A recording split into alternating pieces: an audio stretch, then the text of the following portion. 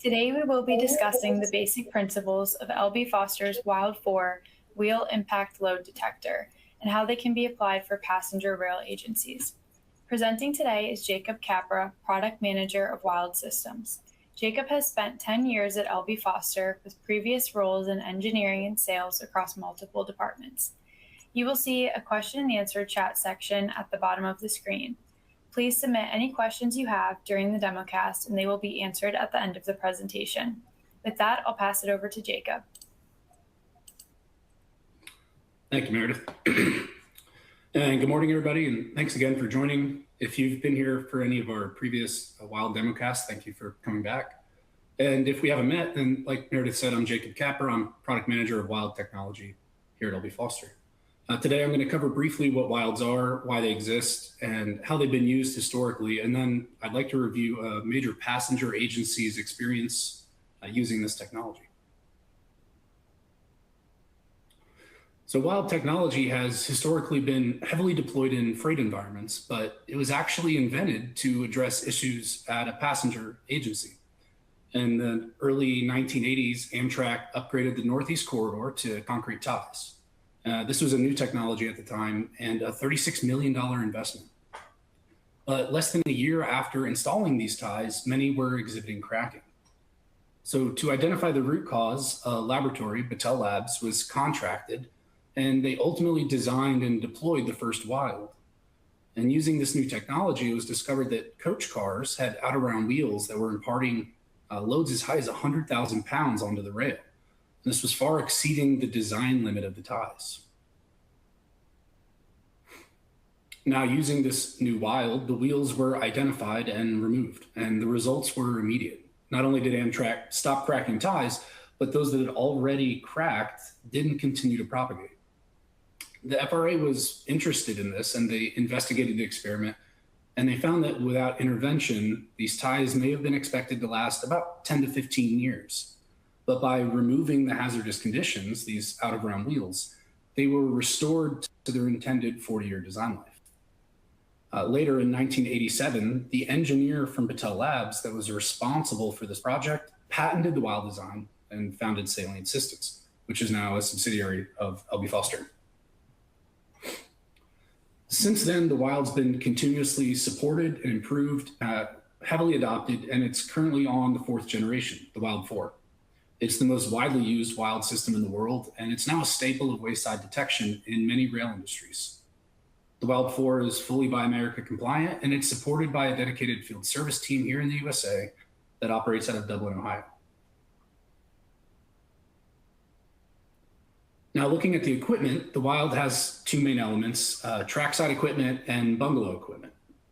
On the trackside, the Wild 4 deploys a large array of strain gauges, and they're installed directly onto the rail. But also attached to the rail are circuit boards and front-end processors, which collect, analyze, and digitize the data that's received from the sensor array. All the trackside equipment is electrically isolated from the rail and then also protected from the environment with guards.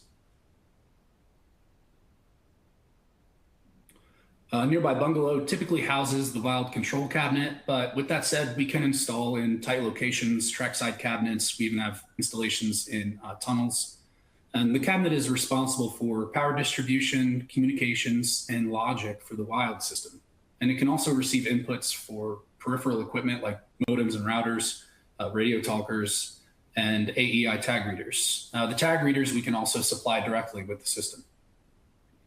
All data that's collected by wilds can be sent directly to the customer, but also can be sent to a server and then be made available through our data management platform, which is called WDMS.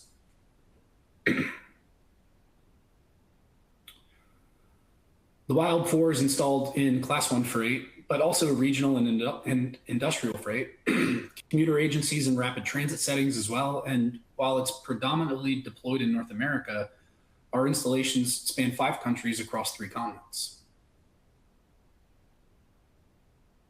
Now, I'd like to talk just for a minute about the historical use of wild technology. Primarily, it's been used to identify hazardous conditions that can lead to incidents. Wilds measure forces at the wheel-rail interface, and these forces are commonly increased by defective wheel sets. If left in service, these wheels can lead to damage of track infrastructure and vehicle equipment, and ultimately lead to incidents or service interruptions. So, agencies utilize wild data as a diagnostic tool to indicate wheel health and track loading conditions, but also support maintenance operations and ultimately extend asset life. Now, many wheel defects are detectable by wilds, shelling, spalling, and flat spots, but also fatigue-related defects like worn tread and worn flange. And users have found that the removal of these defects has also led to a reduction in the track and equipment damage that I mentioned earlier. Some of the common ones are rail breaks, switch point failures, joint bar failures, and also bearing damage. Keeping loads low also reduces the cadence of routine track maintenance, and it can even improve fuel efficiency. Now, looking at the freight sector, large-scale adoption of wild technology and its effective use has led to a massive reduction in high forces at the wheel-rail interface, with a reduction of over 90% in final alert wheels, which would trigger an immediate set-out in that sector. And similar trends have been observed for the associated track and equipment damage I've mentioned that can be avoided by just removing these high impacts from your networks. Now, the wild is popular in the freight sector, but really I'm here to talk about using this technology in passenger settings. First, by using wilds to target wheels for maintenance, agencies will no longer have to rely on manual inspections, whether they're time or distance-based, to find defective wheels. And this allows you to get them out of service more quickly. Finding these wheels ahead of manual inspection often also means that when they're trued, significantly less material can be removed, and this can extend the wheel set's lifespan. Wheel flats in particular have also been shown to increase noise and vibration in passenger vehicles by as much as 10 decibels. This effectively doubles how noisy a train ride is. Prompt identification and removal of these wheels ensures a smooth and quiet ride for your passengers. So to further investigate the value that this kind of technology can bring to passenger agencies, I'd like to review a case study. In 2010, Metro North installed 4 wild systems near Grand Central Terminal. These sites were all co-located across a 4-track section of a single line. And this was a historic feat at the time, with very few passenger agencies having deployed any wilds. To my recollection, this was a little before my time, but I believe Amtrak was the only passenger agency that had any wilds in North America back in 2010. Now, this effort involved a lot of coordination across multiple departments within Metro North. It was the signals group that had to install and implement the system, but operations was ultimately responsible for monitoring and routing alerts and sending corrective actions. Now, the mechanical group is the one that was responsible for executing on those actions, and then IT also had to manage the comms and data storage. So this was a very sophisticated integration process. And it set an excellent framework for deployment of wilds, particularly at passenger agencies. The FRA was really interested in this as well. And so in 2018, they published a report on Metro North's experience using this wild technology, and then they presented it at the ASME Joint Rail Conference. And that's what I'd like to focus on and share some of the insights from that white paper. I'd like to first start with the objectives. Metro North's main objective was ultimately to enhance safety, and this was in line with the FRA's initiatives as well. But to achieve this, they understood that the wild needed to alarm on defective wheels before their manual inspection, what they called calendar day maintenance inspection, or CDMI. Doing this would ensure that defective wheels were left in service for the least time possible. So this report focused heavily on determining how effective their wilds were at doing this, at early detection, and how their effectiveness could be quantified and then ultimately enhanced. Now, before we continue, I'd like to do just a brief crash course on wild alarm criteria.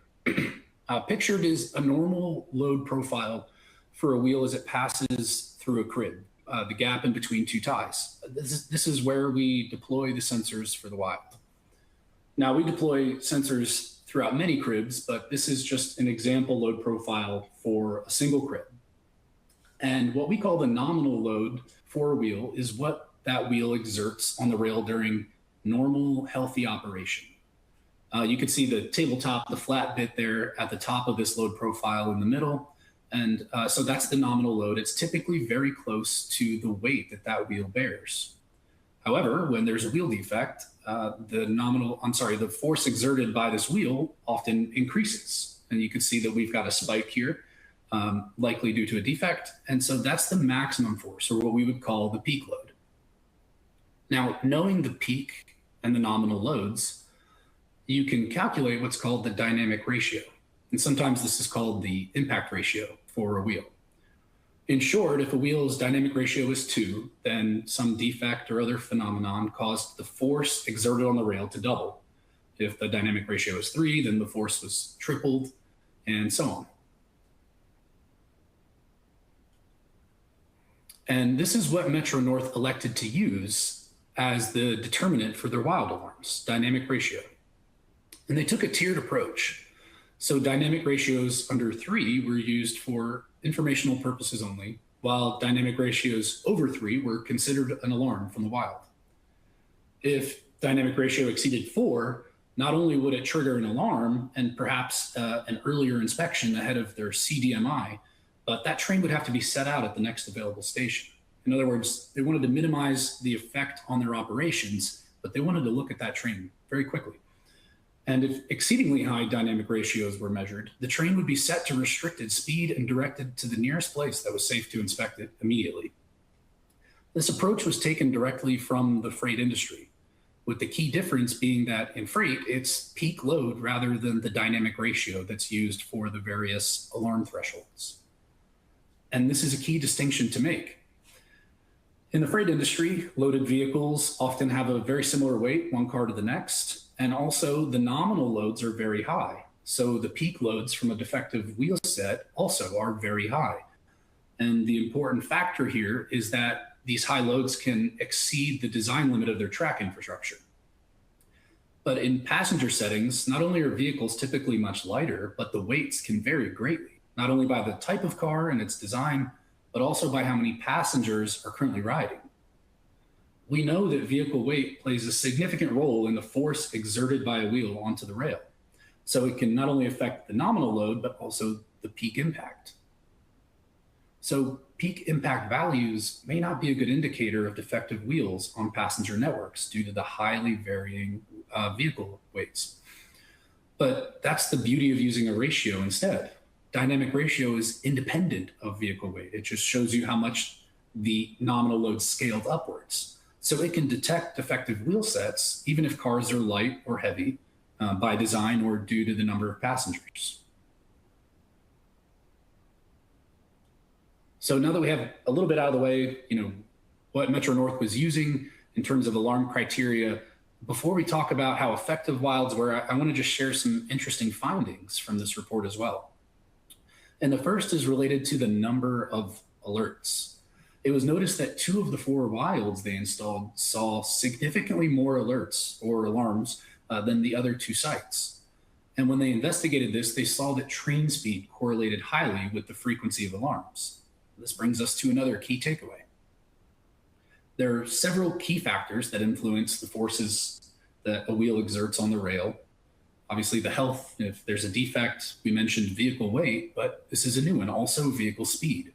Faster trains tend to exert higher forces, with all else being the same. So to maximize a wild's effectiveness, it's important that it's installed in a location with sufficient track speed, and ideally on one of the fastest parts of your network. That way it can catch defective wheels at the earliest opportunity.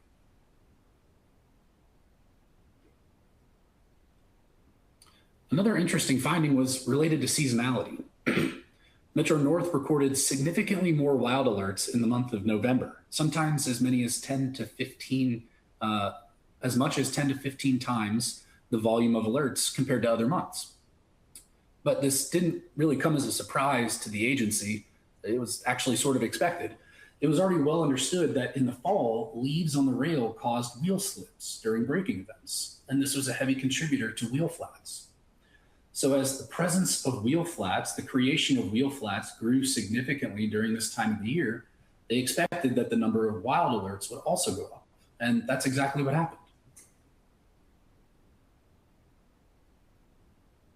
Now, in this report, Metro North published a list of all the causes of wheel truing events for them. And it was shown that shelling and flat spots were some of the leading causes, with accounting for a combined 55% of all truing. There were other significant root causes of truing events like thermal cracks, but the wild threshold triggers were selected to target primarily shelling and flat spots. And this is because other common defects like flange issues and the thermal cracks, they don't typically occur in the tread. Now, the tread is where force transfer from the wheel to the rail occurs. So while the wild could very well detect these kinds of issues, wheel defects at the rim, the throat, or the flange, if early detection is the goal, then tread defects are the best to target. It was also noted in the report that while flat spots and shelling made up a majority of truing events, they accounted for less than 2% of wheel changeouts. So what's the key takeaway here? Well, first, the goal for any car owner should be that wheel sets are only ever condemned and replaced from wear-related issues, worn flange, worn tread, things like that. And this ensures that you get as much out of that wheel set as possible. Metro North understood that the best financial return they could get from their wild relied on early detection, and so they focused on defects that the wild could detect the earliest and that occurred the most commonly. By doing this, they maximized the effect that the wild had on extending the lifespan of their entire network's wheel sets.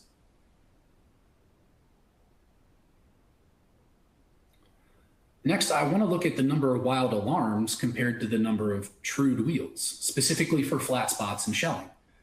We can see that the number of trued wheels far out exceeded the number of alarms, just a few hundred alarms per year, but thousands of trued wheels. But there's an important caveat here. Because wheels have strict diameter geometry limits, it's almost always the case that when a wheel is flagged for truing, the other wheel on that axle, and maybe even all the wheels on that car, will also be trued so that their diameters all remain very similar to each other. So while the number of wild alarms looks very low compared to the number of trued wheels, it's important to remember that every alarm triggered anywhere from 2 to 8 wheels to be trued. But even with that in mind, truing events were still driven pretty heavily by Metro North's manual inspection, the CDMI. This means that there were a lot of wheels that were not detected early by the wild, and so they had to be caught by manual inspection. The wild probably could have been used more effectively in these years. And in fact, this ratio of wild alarms to the number of trued wheels, that's exactly what Metro North used to gauge the effectiveness of their wilds. Keeping in mind that the goal is for every defective wheel to be detected early, you should see somewhere between 2 to 8 times the number of trued wheels to wild alarms. Again, since each alarm results in 2 to 8 wheels being trued. What Metro North saw was that their ratio, rather than somewhere between 2 and 8, actually was about 10 to 16. And this is why I claimed earlier that the wild could be more effective for early detection.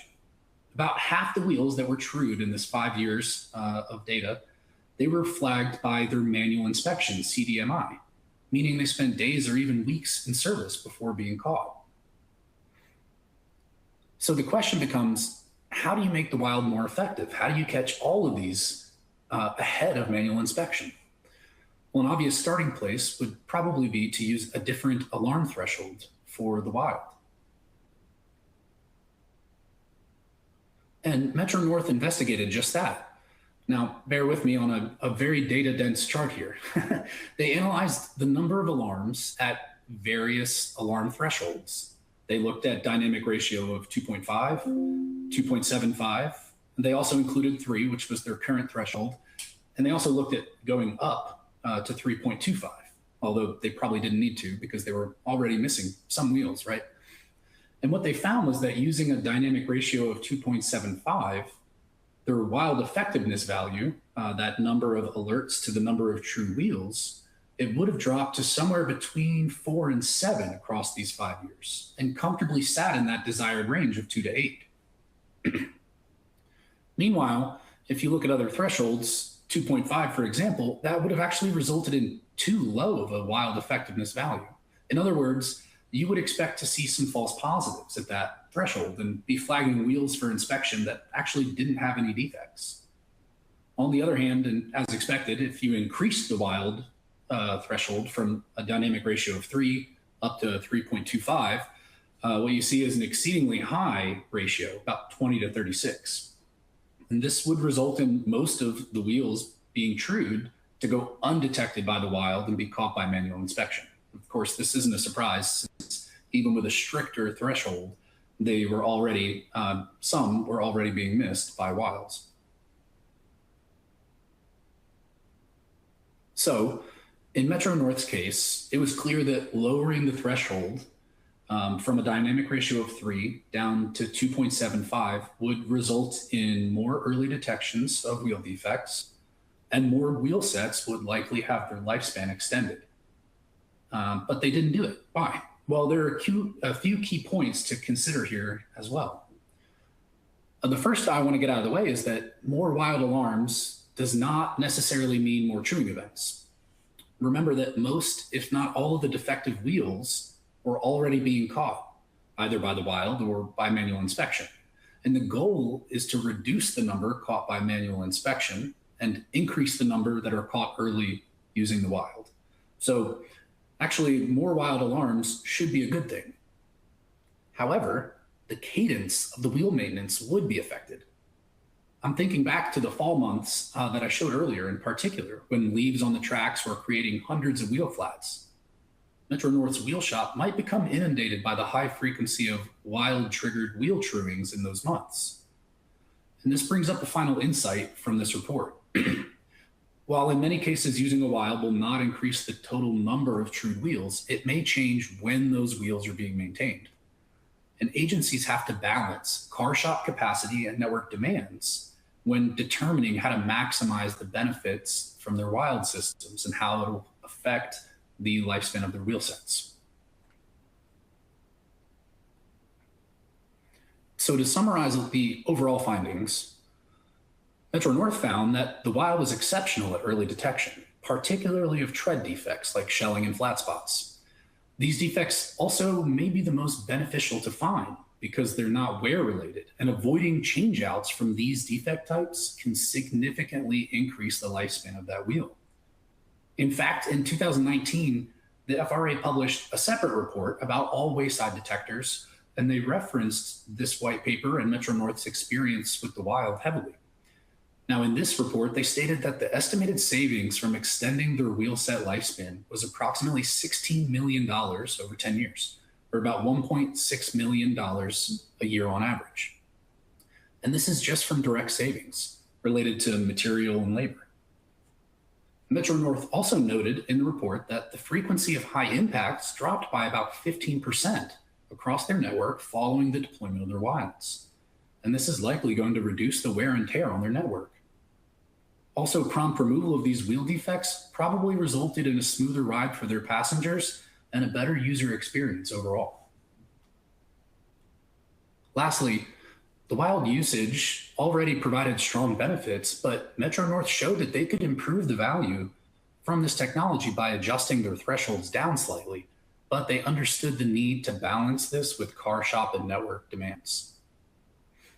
Ultimately, what we see is that the wild not only can improve the safety and quality of networks, but it can also provide significant financial savings and insights for passenger agencies.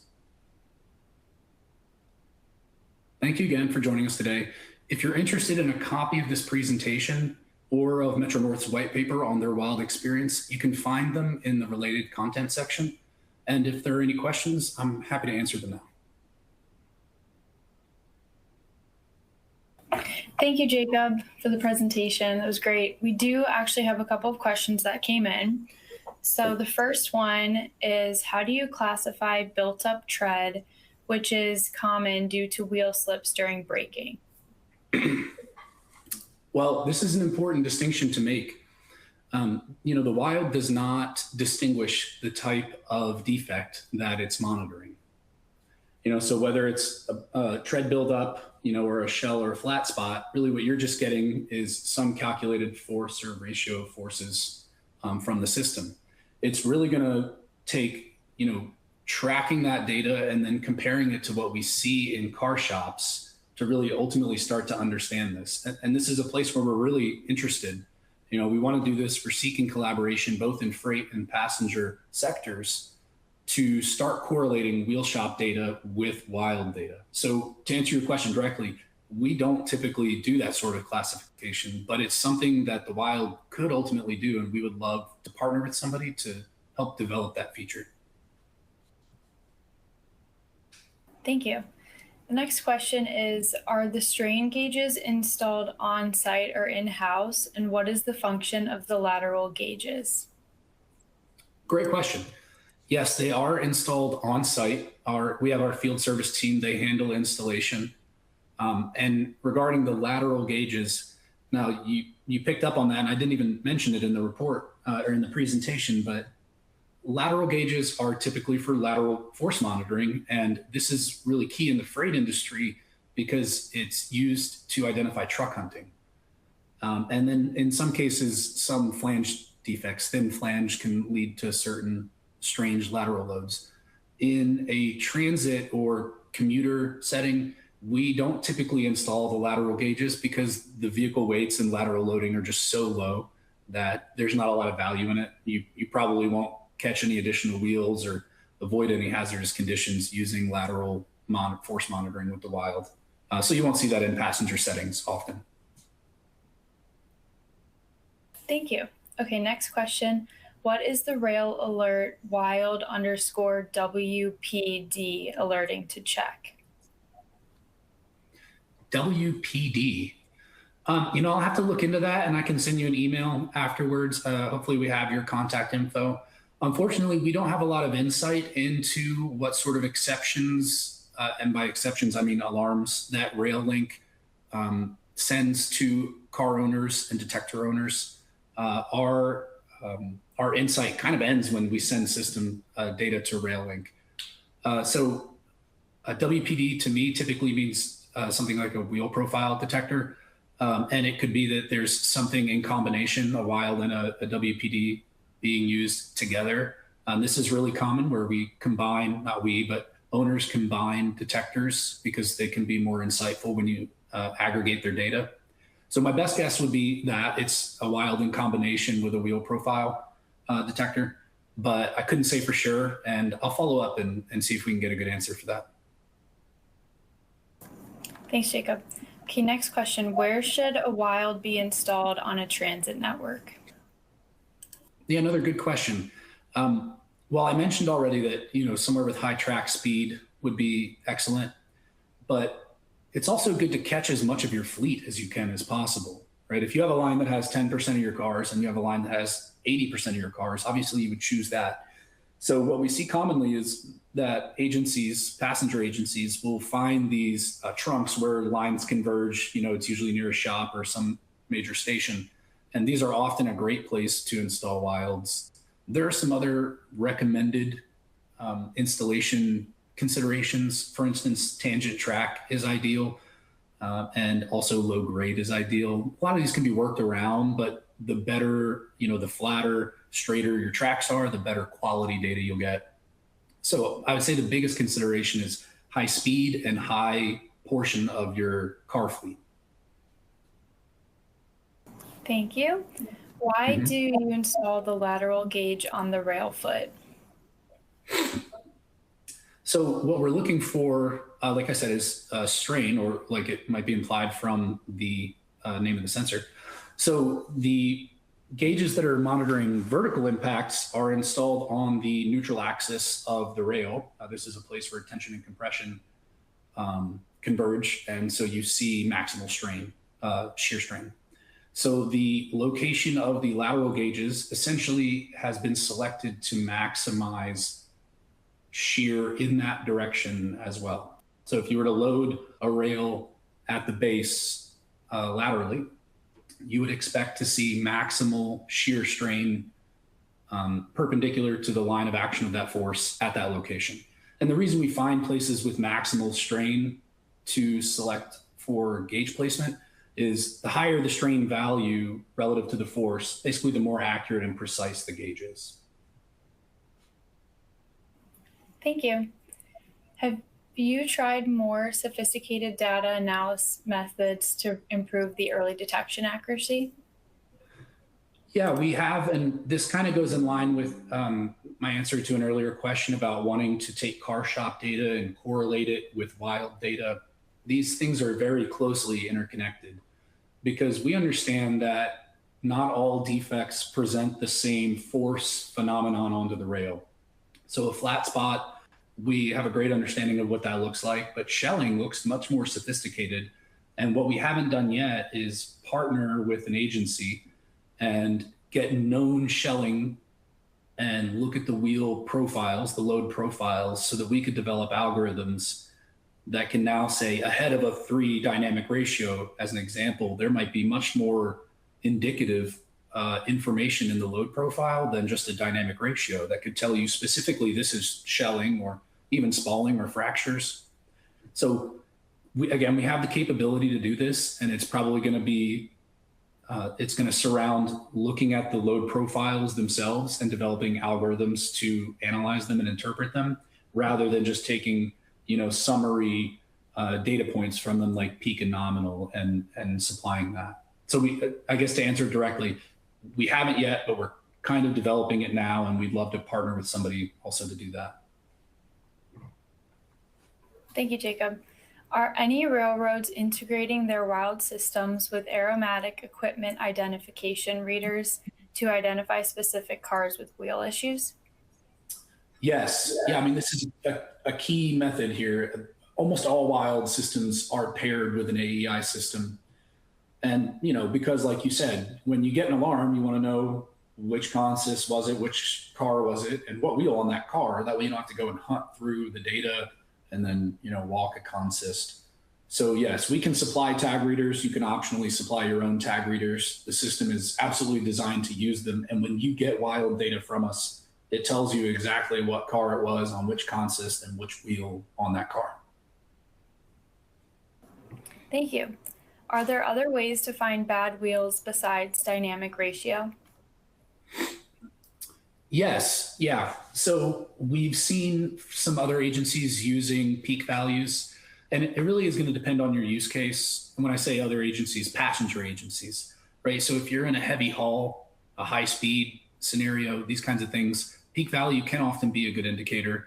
Dynamic ratio was selected because of these varying weights, but I think ultimately this is going to shift towards what some of these earlier questions have hinted at, right? That can we take the load profile and analyze it and make some really sophisticated insights rather than just looking at some force ratio, start to identify actual patterns and say, not only is this probably a defective wheel, but it's probably a wheel flat, or it's probably shelling.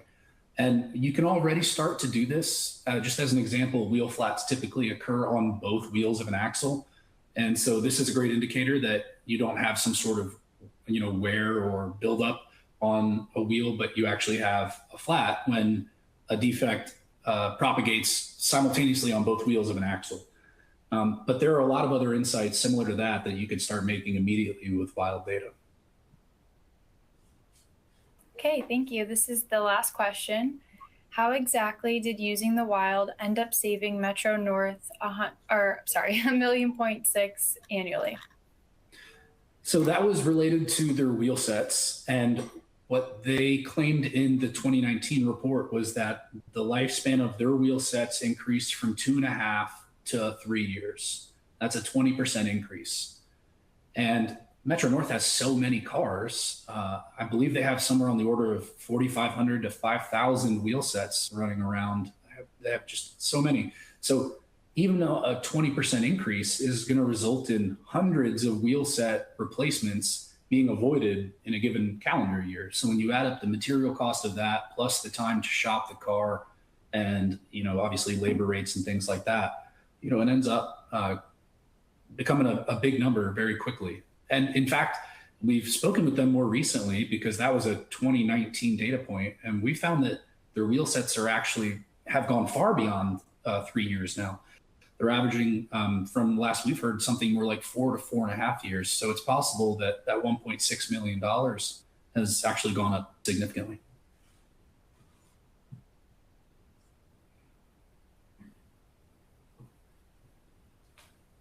Sorry, that's my fault because you told me that was the last question. Yes, I was it sitting was. there waiting on another. Thank you again, everybody, for all the questions, for attending. And again, if you want to find this presentation, you can find it in the related content section. Thanks and have a great day.